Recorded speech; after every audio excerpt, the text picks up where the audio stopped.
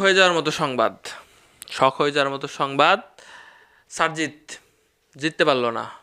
তিনি হেরে গেছেন এবং খুব কম ভোটের ব্যবধানে হেরে গেছেন।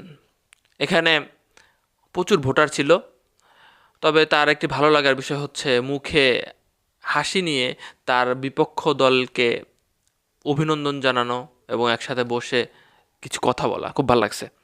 এরপরে আসেন, এনসিপি মোটামুটি ভালোই সিট পেয়েছে, 5-6টা তো কনফার্ম আমরা দেখলাম আর কি, আস্তে আস্তে ফলাফল আসতেছে, খুবই ভালো লক্ষণ এটা।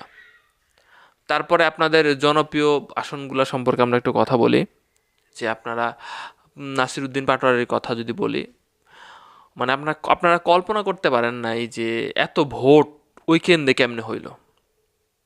আব্বাস সাহেবের নিজের নামের স্কুল থেকে সে দেখলাম যে পাশ করলো, প্রথমে নিউজটা হয়েছিল, এবং সেখানে যেভাবে মানুষজন হাসি তামাশা করেছে, কিন্তু মনে মনে কিন্তু অনেক ভোট সে পেয়েছে।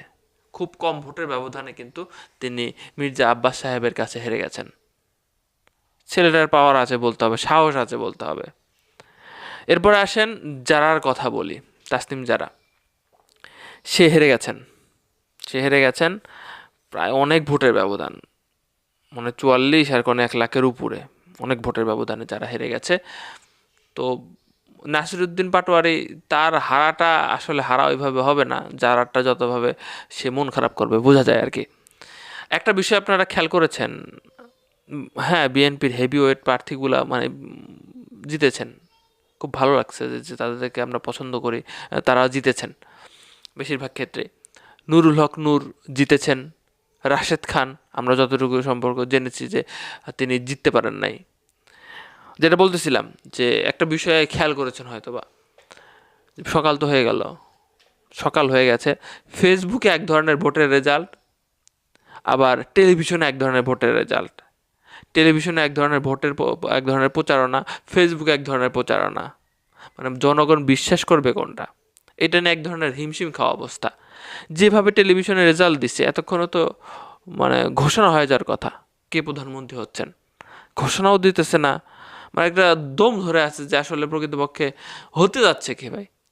মানুষজন বলতেছে ভাই ভোট সুষ্ঠুভাবে হয়েছে, গণনাও সুষ্ঠুভাবে হয়েছে।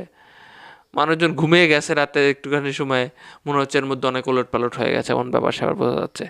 তো যেই বাংলাদেশে আসুক, কোথায় যেন একটা নিউজ দেখছিলাম, প্রায় কয়েক বছর, অনেক বছর পরে, প্রায় 35 বছর পরে না কত বছর পরে, হিসাব করে নেই আমি, দুঃখিত, হিসাব করে নেবেন আপনারা, যে নতুন কারোর কাছে মানে ছেলে প্রধানমন্ত্রী হচ্ছে, নতুন মানে মানুষের কাছে প্রধানমন্ত্রী হচ্ছে। এবং না ভোটের কথা, হ্যাঁ না ভোট নিয়ে একটা মিশ্র প্রতিক্রিয়া আছে, দেখলাম যে হ্যাঁ না ভোটও অনেক পড়েছে, না ভোট। তবে হ্যাঁ ভোট জিতে যাবে, এটা বোঝা যাচ্ছে, হ্যাঁ ভোট জিতে যাবে, কিন্তু না ভোটও একটা ব্যাপক পরিমাণ অ্যামাউন্টে পড়েছে। কাদেরকে কি বোঝানো হয়েছে, বিভিন্ন রকমভাবে বোঝানো হয়েছে, আমরা দেখেছি বিভিন্ন ফুটেজে। এবং আজকে সারাদিনের যদি আমি চিত্রটা দেখি, যে খুব বড় ধরনের কোনো গ্যাঞ্জামের চিত্র আমার চোখে পড়ে নাই।